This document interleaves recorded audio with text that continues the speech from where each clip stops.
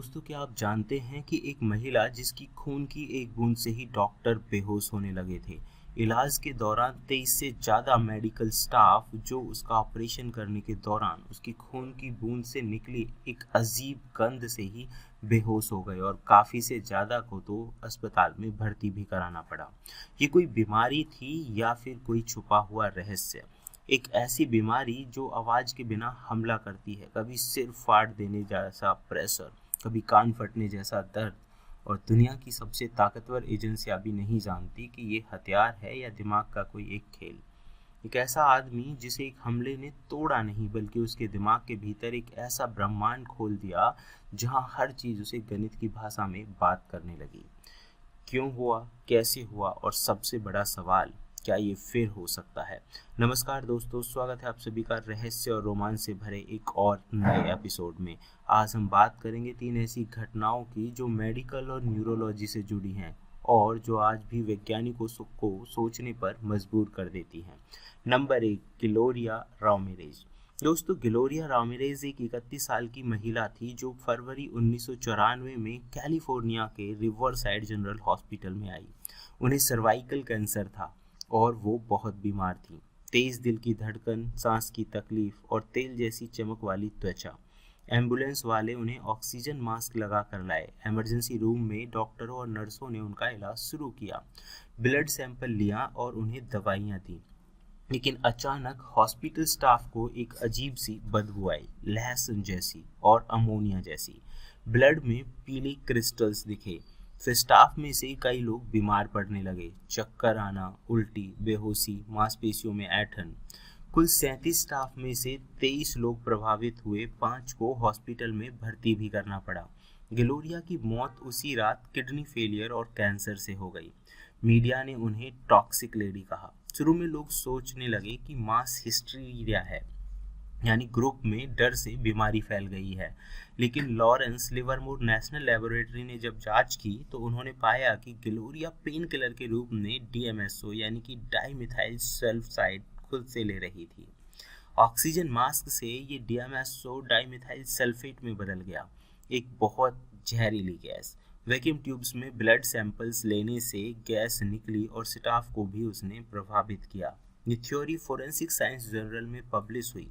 Sulphate level उनके blood में ज़्यादा था। आज भी ये सबसे स्वीकार्य एक्सप्लेनेशंस है, हालांकि कुछ डिटेल्स पूरी तरह अभी साबित नहीं हुई हैं। ये हमें बताता है कि बॉडी में केमिकल रिएक्शंस कितने खतरनाक हो सकते हैं।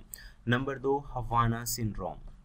दोस्तों, अब आते हैं दूसरे रहस्य पर जो हवाना सिंड्रोम है। 2016 से शुरू हुई एक मिस्ट्री है, जब क्यूबा के हवाना में अमेरिकी डिप्लोमेट्स और उनके परिवारों को अजीब लक्षण दिखे। तेज सिर दर्द, चक्कर, कान में बजना, याददाश्त कमजोर होना, नींद न आना। लक्षण अचानक शुरू होते थे, जैसे कोई तेज आवाज या दबाव महसूस होता था। बाद में ये दुनिया भर में अमेरिकी अधिकारियों को हुआ, चीन, रूस, ऑस्ट्रेलिया आदि में।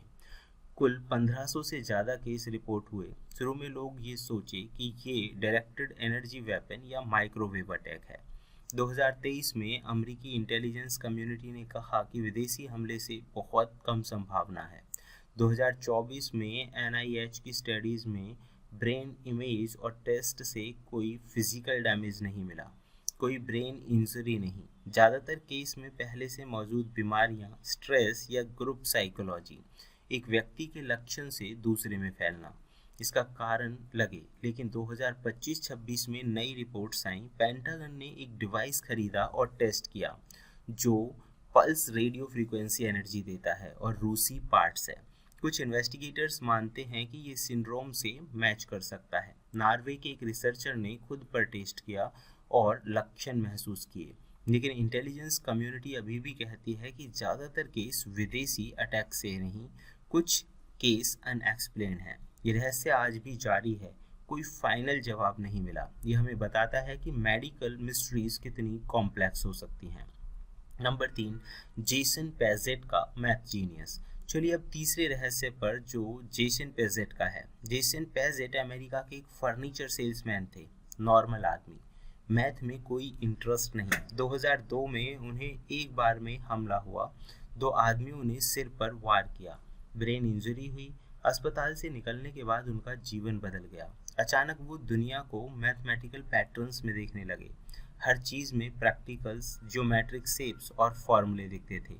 पानी की बूंदें, पेड़ की पत्तियां, सब में मैथ उन्हें दिखता था। वो बिना ट्रेनिंग के कॉम्प्लेक्स मैथ और फिजिक्स समझने लगे, जैसे फ्रैक्टल्स ड्रॉ कर सकता था।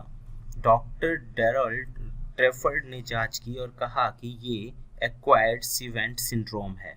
ब्रेन सर्जरी से सीवेंट जैसे टैलेंट आते हैं। साथ में सिएंस्थीसिया भी हुआ, जहां नंबर्स, कलर्स या शेप्स लगते हैं।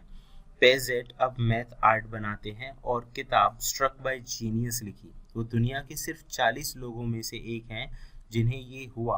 ब्रेन स्कैन से पता चला कि लेफ्ट ब्रेन में एरिया एक्टिव हो गया है। पहले वो पार्टी लाइफ जीते थे, अब मैथ में डूबे रहते हैं। ये हमें बताता है कि ब्रेन कितना कमाल का है। इंजरी से भी जीनियस बन सकते हैं। तो दोस्तों, ये थी इतिहास की 3 बड़ी और हैरान कर देने वाली घटनाएं। उम्मीद करते हैं ये एपिसोड आपको पसंद आया होगा। ऐसे ही रहस्य और रोमांच से भरे नए एपिसोड के लिए देखते रहिए।